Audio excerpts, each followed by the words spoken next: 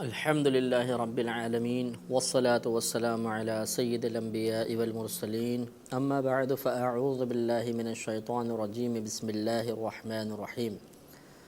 سورہ بقرہ کی آیت نمبر 92 تک کی تفسیر ہو چکی ہے اور 93 کی تفسیر ابھی چل رہی تھی، اور اس میں اللہ تبارک و تعالی نے ارشاد فرمایا تھا کہ ہر کھانا بنی اسرائیل کے لیے حلال تھا مگر وہی جو حضرت یعقوب علیہ السلام نے خود اپنی ذات پر توریت کے نزول سے پہلے حرام فرما لیا تھا۔ اور آپ کو اس کا شان نزول بتایا تھا کہ یہود نے نبی کریم صلی اللہ علیہ وسلم کی بارگاہ میں حاضر تھے، اور سرکار نے جب فرمایا کہ میں ملت ابراہیمی پر ہوں تو انہوں نے یہ دعویٰ کیا کہ آپ یہ صحیح نہیں کہہ رہے، اس لیے کہ حضرت ابراہیم علیہ السلام کے زمانہ اقدس سے لے کر بلکہ نوح علیہ السلام کے زمانے سے لے کر اونٹ کا گوشت اور اس طرح اونٹنیوں کا دودھ یہ حرام ہے، اور آپ اسے حلال تصور کرتے ہیں۔ نبی کریم صلی اللہ علیہ وسلم نے یہی دعویٰ فرمایا کہ نہیں، ابراہیم علیہ السلام کے زمانے میں بھی یہ حلال ہی تھا۔ اس پر انہوں نے یہ کہا کہ نہیں، توریت میں بھی یہی موجود ہے کہ یہ چیزیں حرام تھیں اس زمانے میں بھی اور اب تک حرام ہیں۔ اس پر پھر آگے یہ آیات نازل ہوئیں کہ قُلْ فَأْتُوا بِالتَّوْرَاةِ فَاتْلُوهَا إِن كُنتُمْ صَادِقِينَ، آپ فرما دیجئے کہ تم توریت لے کر آؤ، پھر اس کو پڑھو اگر تم سچے ہو تو۔ یہ جب نبی کریم صلی اللہ علیہ وسلم نے ان کو توریت لانے کا حکم دیا تو وہ مبہوت ہو گئے، کیونکہ وہ جانتے تھے کہ توریت میں یہ حکم موجود نہیں ہے، ہم غلط بیانی کر رہے ہیں۔ تو اس سے یہ ثابت ہوا کہ ایک بات تو یہ کہ نبی کریم صلی اللہ علیہ وسلم آپ کا نبی ہونا حق ہے، اور آپ کی نبوت کی زبردست یہ دلیل تھی کہ آپ نے توریت کو طلب کیا، کیونکہ آپ کے بارے میں سب یہ جانتے تھے کہ آپ نے کسی بھی استاد سے کچھ نہیں پڑھا، کبھی کوئی کتاب نہیں پڑھی، آپ نے کسی کے سامنے زانوئے تلمس دراز نہیں کیا، لہٰذا کسی بھی کتاب کو چھوئے بغیر پھر یہ کہنا کہ اس کتاب میں کچھ موجود ہے، فلاں مضمون موجود ہے، یہ اس بات کی دلیل ہوگی کہ آپ کو اللہ تبارک و تعالی نے بتایا، اور اللہ کی طرف سے آپ جس کو بتایا جائے گا اس انداز سے تو یقیناً وہ اللہ کا نبی ہو سکتا ہے۔ تو یہ اس سے معلوم ہوا کہ نبی کریم صلی اللہ علیہ وسلم کی نبوت حق ہے، اور یہود بھی اس آپ کی طلب کے بعد مزید اقرار پر مجبور ہوئے کہ آپ واقعی اللہ کے نبی ہیں۔ فَمَنِ افْتَرَىٰ عَلَى اللَّهِ الْكَذِبَ مِن بَعْدِ ذَلِكَ، پھر جو اللہ تبارک و تعالی پر جھوٹ گڑھے اس کے بعد، جھوٹ باندھے اس کے بعد، فَأُولَٰئِكَ هُمُ الظَّالِمُونَ، تو وہی ظالم ہیں۔ یعنی اس کے باوجود بھی اگر کوئی یہ کہتا رہے کہ حضرت یعنی ملت ابراہیمی میں اونٹ کھانا، اونٹ کا گوشت یا اونٹنیوں کا دودھ منع تھا، تو وہ پھر ظالم ہے، ظلم کرنے والا ہے، کیونکہ اللہ کی طرف جھوٹ منسوب کیا۔ قل صدق اللہ، آپ فرما دیجئے کہ اللہ تبارک و تعالی سچا ہے۔ فاتبعوا ملت ابراہیم حنیفا، تو تم حضرت ابراہیم علیہ السلام کی ملت کی پیروی کرو جو ہر باطل سے جدا تھے۔ وما کان من المشرکین، اور وہ مشرکین میں سے نہیں تھے۔ یہ بھی اس بات کا رد ہے کہ یہ دعویٰ کرتے حضرت ابراہیم علیہ السلام کی طرف اپنے آپ کو منسوب کیا کرتے تھے، تو اللہ تبارک و تعالی نے اس کا رد فرمایا کہ حضرت ابراہیم علیہ السلام مشرک نہیں تھے، حالانکہ تم شرک کرتے ہو۔ یہود حضرت عزیر علیہ السلام کو اللہ کا بیٹا مانتے ہیں، اور حضرت عیسیٰ علیہ السلام کو، بلکہ عیسیٰ علیہ السلام کو بعض ان کے فرقے میں خدا بھی تسلیم کرتے ہیں۔ تو یہ ارشاد فرمایا کہ تم حضرت ابراہیم علیہ السلام کی ملت پر چلو، کیونکہ اب نبی کریم صلی اللہ علیہ وسلم جو احکامات لے کر آئے وہ عین ملت ابراہیمی کے مطابق تھے، تھوڑی بہت اس میں رد و بدل اور تبدیلی ہے، اس کے علاوہ کچھ بھی نہیں، تو لہٰذا نبی کریم صلی اللہ علیہ وسلم پر ہی ایمان لانے کی ترغیب دی جا رہی ہے۔ ان اول بیت وضع للناس للذی ببکۃ مبارکا وہدی للعالمین، بے شک پہلا گھر جو لوگوں کی عبادت کے لیے مقرر کیا گیا وہ ہے جو مکۃ المکرمہ میں ہے، باعث برکت ہے اور عالمین کے لیے ہدایت ہے۔ یہاں اس کا شان نزول بھی یہ ہے کہ یہود اس بات کا دعویٰ کرتے تھے کہ بیت المقدس کعبۃ اللہ سے افضل ہے، اور وہ یہ کہتے تھے کہ یہ سب سے پہلا گھر ہے جس کو عبادت کے لیے مخصوص کیا گیا، اور اس گھر کی طرف انبیاء علیہ السلام نے ہجرت کی ہے، اور یہاں پر دیگر بہت سارے انبیاء علیہ السلام کے معجزات کا ظہور ہوا ہے، لہٰذا معلوم ہوا کہ بیت المقدس کعبۃ اللہ سے افضل ہے۔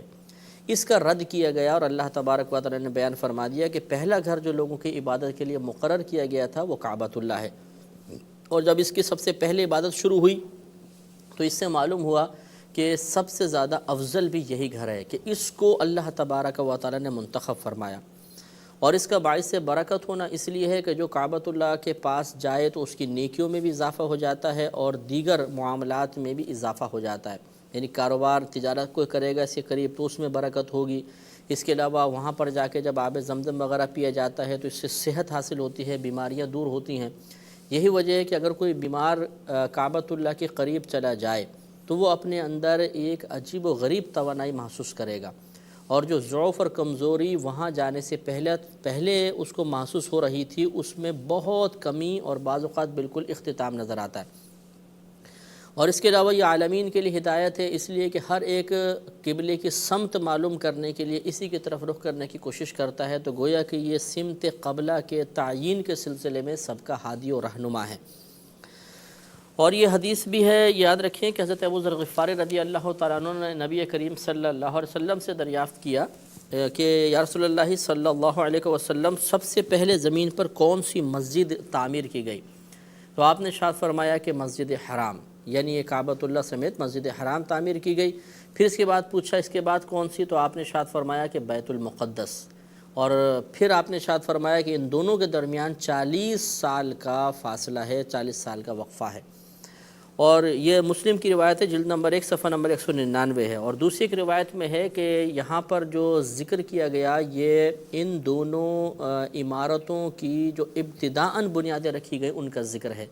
اور ایک روایت کے مطابق ان دونوں کی بنیادیں حضرت آدم علیہ السلام نے رکھی تھیں۔ سب سے پہلے کعبۃ اللہ کی بنیاد آپ نے رکھی تھی، اس کے 40 سال بعد پھر آپ نے بیت المقدس کی بنیاد رکھی تھی۔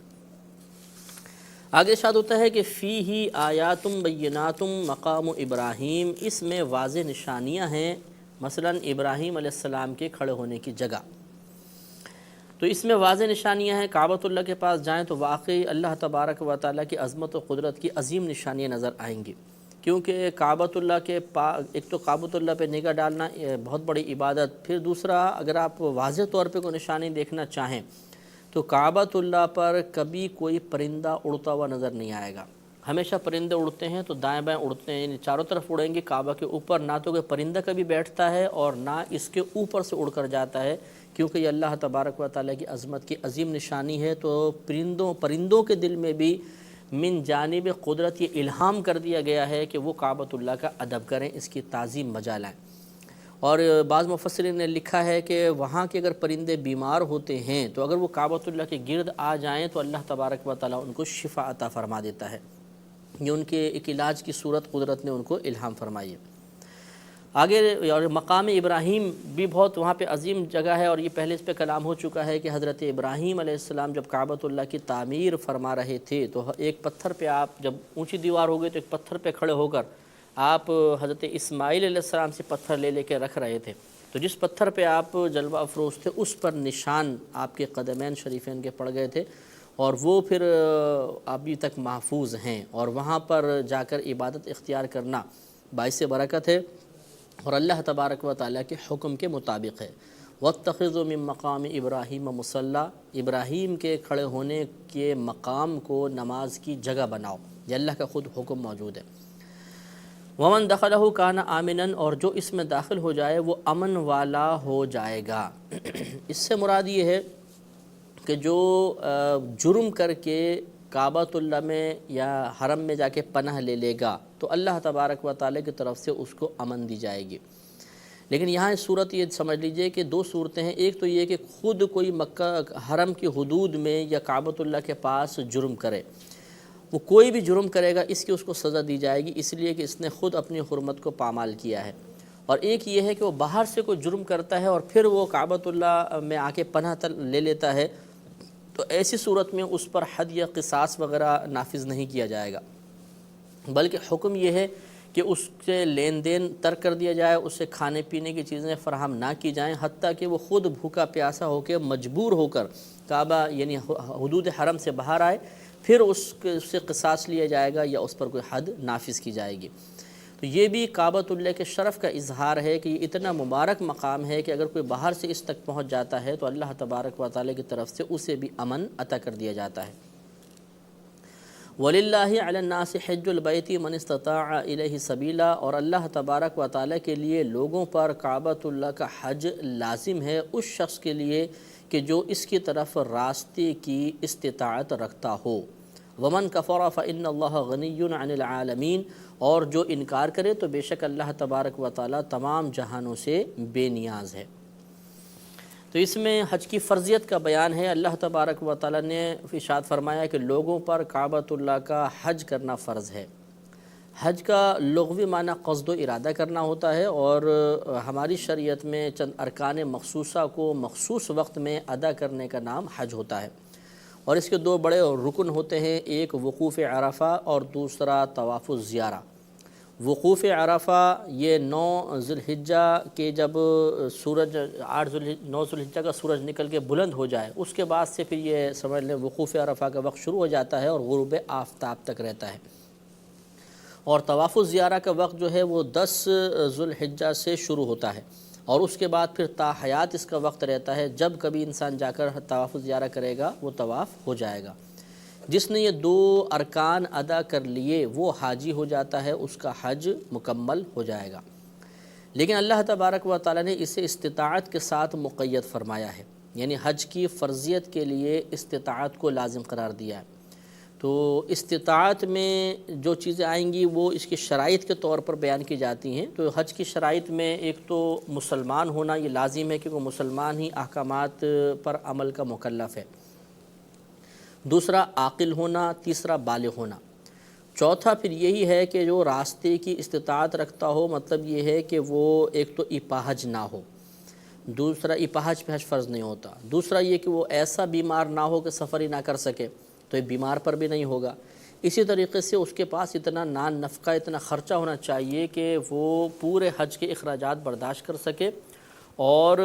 دوران غیر موجودگی اپنے گھر والوں کو اتنا نان نفقہ دے کر جائے کہ وہ اس کی غیر موجودگی میں آسانی سے گزارا کر سکیں۔ جس کے پاس اتنا مال ہوگا اس پر حج پھر یہ فرض ہوگا۔ اس کے علاوہ راستہ پرامن ہونا چاہیے، اور اس کے علاوہ کوئی اور رکاوٹ وہاں پر نہ ہو۔ مثلا جیسے ہمارے ہاں قرعہ اندازی کا سسٹم ہے کہ بسا اوقات سب چیزیں موجود ہیں لیکن نام نہیں آتا، تو اب اس پر حج تو فرض ہو جائے گا، لیکن اس کی ادائیگی ابھی اس پر لازم نہیں ہوئی ہے، کیونکہ یہ مجبوری آ گئی۔ ادائیگی اس وقت لازم ہوگی کہ جب اس کو موقع ملے گا، لہٰذا اب اگر اس سال موقع نہیں ملے تو حج تو فرض ہو گیا، اب یہ آئندہ سالوں میں کبھی بھی ادا کرے، اور اس تاخیر سے یہ گنہگار نہیں ہوگا کیونکہ مجبوری ہے۔ اور اسی طریقے سے خواتین کے لیے ضروری ہے کہ ان کے ساتھ محرم ہو، لیکن یہ حکم ہونا چاہیے ان خواتین کے لیے جو جوان قسم کی ہیں، بہت ہی زیادہ بوڑھی اگر کوئی خاتون ہے، انتہائی مطلب بالکل جو ناقابل شہوت ہو جاتی ہیں، اور بالکل بوڑھی خاتون ضعیفہ، ان کے ساتھ اگر محرم نہیں ہو لیکن کوئی قابل اعتماد شخص ایسا ہے جو ان کو ساتھ لے جا سکتا ہے، جیسے گروپ وغیرہ ہوتے ہیں، تو ان کے لیے رعایت اور گنجائش نکل سکتی ہے۔ اس لیے کہ خود صاحب ہدایہ نے یہ مسئلہ لکھا ہے کہ بوڑھی عورت کی طرف دیکھنا حتیٰ کہ اس سے مصافحہ کرنا بھی جائز ہے۔ حالانکہ عورت کو، اجنبی عورت کو دیکھنا اور پھر مصافحہ تو بدرجہ اولا حرام ہے، لیکن بوڑھی کا استثناء اسی لیے کیا کہ اس سے فتنے کا اندیشہ نہیں ہے، تو احکام میں تھوڑی بہت نرمی ان کو مل سکتی ہے۔ تو عورت کے لیے بہرحال ایک شرط یہ بھی ہوتی ہے کہ اس کے ساتھ کوئی محرم ہونا چاہیے، نا محرم کے ساتھ وہ نہیں جائیں گے۔ اور اس سے یہ بھی معلوم ہوا کہ چونکہ اللہ تبارک و تعالیٰ نے حج کی فرضیت کو استطاعت کے ساتھ مقید کیا ہے، تو جس میں استطاعت نہیں ہوگی اس پہ حج فرض بھی نہیں ہوگا۔ اس لیے یہ مسئلہ صحیح نہیں ہے کہ جس نے مکۃ المکرمہ میں شوال کا چاند دیکھ لیا اس پر حج فرض ہو گیا، یہ جائز نہیں ہے۔ اگر بالفرض وہ بیچارہ استطاعت اس میں نہیں ہے، اس کے پاس نان نفقہ خرچہ وغیرہ کچھ بھی نہیں ہے، تو صرف چاند دیکھنے سے کیسے حج کی فرضیت ہو جائے گی، کیونکہ استطاعت تو مفقود ہے۔ اسی طریقے سے بعض لوگ ایسے ہوتے ہیں کہ جو عمرہ کرنے کے لیے جاتے ہیں انہی حج کے دنوں میں، تو بعض کہتے ہیں عمرہ کر لیا آپ نے ان دنوں میں تو حج آپ پر فرض ہو گیا، تو یہ بھی غلط مسئلہ ہے۔ استطاعت جب تک نہیں ہوگی انسان پر حج کی فرضیت نہیں ہوتی ہے۔ اور ضمناً یاد رکھیے کہ ہم نے آپ کو پہلے بھی بتایا تھا کہ حج کی 3 قسمیں ہوتی ہیں، ایک حج قران ہوتا ہے، ایک حج تمتع ہوتا ہے، ایک حج افراد ہوتا ہے۔ حج قران میں حج اور عمرے کا ایک ہی احرام باندھا جاتا ہے، یعنی ایک ساتھ ان دونوں کی نیت کی جاتی ہے، لہٰذا عمرہ کرنے کے بعد احرام کھولتے نہیں ہیں، بلکہ اسی احرام کے ساتھ ہی حج ادا کیا جاتا ہے۔ اور دوسرا حج تمتع ہوتا ہے، اس میں حج اور عمرے کا احرام علیحدہ علیحدہ باندھتے ہیں۔ پہلے عمرے کے احرام کی نیت کریں گے، عمرہ ادا کرنے کے بعد احرام اتار دیں گے۔ اس کے بعد 8 ذو الحجہ کو پھر حج کے احرام کی نیت کی جاتی ہے۔ اور تیسرا حج افراد ہوتا ہے، اس میں فقط حج کے لیے احرام باندھا جاتا ہے، اس میں عمرہ نہیں ہوتا۔ اور یہ وہ حاجی کرتے ہیں، یعنی وہ لوگ کرتے ہیں کہ جو حدود حرم میں رہتے ہیں یا میقات کے اندر رہتے ہیں۔ میقات کے باہر سے جو آئے گا وہ حج قران کر سکتا ہے یا تمتع، اور اندر والے جو ہیں حج افراد کرتے ہیں۔ حج قران سب سے افضل ہوتا ہے، کیونکہ ہمارے ایک روایت کے مطابق ہمارے نبی کریم صلی اللہ علیہ وسلم نے حج قران ہی کیا تھا۔ لیکن اس میں مسئلہ یہ ہوتا ہے کہ حج قران میں ڈبل جرمانہ نافذ ہوتا ہے، یعنی اگر ایک قصور سرزد ہوا، اگر حج تمتع والا ہے مثلا اس پر 1 دم ہوگا، تو حج قران والا اگر وہی قصور کرے گا تو اس پر 2 دم لازم ہوں گے۔ اور آگے جو اللہ نے ارشاد فرمایا کہ من کفر فإن اللہ غنی عن العالمین، اور جو انکار کرے تو اللہ تبارک و تعالی تمام عالمین سے بے نیاز ہے۔ انکار 2 طرح کا ہے کہ ایک تو حج کی فرضیت کا ہی انکار کر دے تو وہ تو حقیقتاً کافر ہو جائے گا، اور اگر ایک یہ ہے کہ عملی طور پہ انکار کرے کہ صاحب نصاب ہے، سب اس پہ نان نفقہ موجود ہے، تمام شرائط مکمل ہیں، لیکن پھر سستی کوتاہی کی وجہ سے یا مال کی محبت کی وجہ سے اللہ تعالیٰ کی بارگاہ میں حاضر ہونا پسند نہیں کرتا، تو ایسی صورت میں اس کو سخت وعید ہے، اور اللہ تعالیٰ نے ایک طریقے سے اس سے بیزاریت کا اظہار فرمایا ہے۔ ہمارے نبی کریم صلی اللہ علیہ وسلم کی یہ حدیث ہے، آپ ارشاد فرماتے ہیں کہ جو شخص کوئی خطرہ بھی اس کو نہ ہو، کوئی سلطان بھی اس کو روکنے والا نہ ہو، وہ بیمار وغیرہ بھی نہ ہو، اور پھر بھی صاحب استطاعت ہونے کے باوجود حج نہ کرے، تو چاہے وہ یہودی ہو کر مرے چاہے عیسائی ہو کر مرے۔ یعنی انتہائی بیزاریت کا آپ نے اظہار فرمایا، اور سخت اس کے اوپر یہ الفاظ بیان فرمائے، اس میں شدت ہے، سختی ہے، لہذا جس کے پاس مال وغیرہ ہو، استطاعت موجود ہو، اسے دیر نہیں کرنی چاہیے، فوراً سے پیشتر حج کرنے کی کوشش کرنی چاہیے۔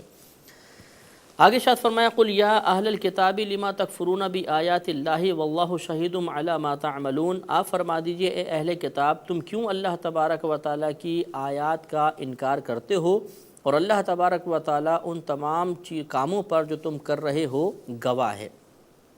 تو یہاں پھر اہل کتاب سے خطاب ہوا کہ یہ تمام چیزیں جاننے کے باوجود، تمام نشانیاں دیکھنے کے باوجود نبی کریم صلی اللہ علیہ وسلم کو تسلیم نہیں کرتے تھے، تو ان کو یہ خطاب کیا گیا۔ پھر ارشاد فرمایا کہ قل یا اہل الکتاب لما تصدون عن سبیل اللہ من آمن تبغونها عوجا وانتم شہداء، آپ فرما دیجئے کہ اے اہل کتاب، تم اللہ تبارک و تعالیٰ کے راستے سے کیوں روکتے ہو اس شخص کو جو ایمان لائے، اور تم چاہتے ہو کہ وہ ٹیڑھا ہو جائے، راہ سے ہٹ جائے، وانتم شہداء، حالانکہ تم خود اس پر گواہ ہو۔ وما اللہ بغافل عما تعملون، اور اللہ تبارک و تعالیٰ ان کاموں سے غافل نہیں جو تم کر رہے ہو۔ یہ آیت اصل میں نازل ہوئی ان یہود کے بارے میں کہ جو مسلمانوں کے قلوب میں شکوک و شبہات ڈالتے تھے، اور اسی طریقے سے اگر کوئی ان کے پاس آ کر نشانیاں پوچھتا کہ کیا ان نبی میں وہ نشانیاں موجود ہیں جو آپ نے اپنی کتابوں میں دیکھی ہیں، تو یہ اس کا انکار کرتے تھے، تو ان کو بھی اللہ تبارک و تعالیٰ نے تنبیہ فرمائی۔ یا ایھا الذین آمنوا ان تطیعوا فریقا من الذین اوتوا الکتاب، اے ایمان والو اگر تم اہل کتاب میں سے ایک فریق کی اطاعت کرو گے، یردوکم بعد ایمانکم کافرین، تو یہ تمہیں تمہارے ایمان لانے کے بعد کفر کی طرف لوٹانے کی کوشش کریں گے۔ وَكَيْفَ تَكْفُرُونَ وَأَنْتُمْ تُتْلَى عَلَيْكُمْ آیات اللہ، اور تم کیسے انکار کرو گے، کیسے کفر اختیار کرو گے، حالانکہ تم پر اللہ تبارک و تعالیٰ کی آیات تلاوت کی جاتی ہیں، وَفِيكُمْ رَسُولُهُ، اور تمہارے درمیان اس کا رسول بھی ہے،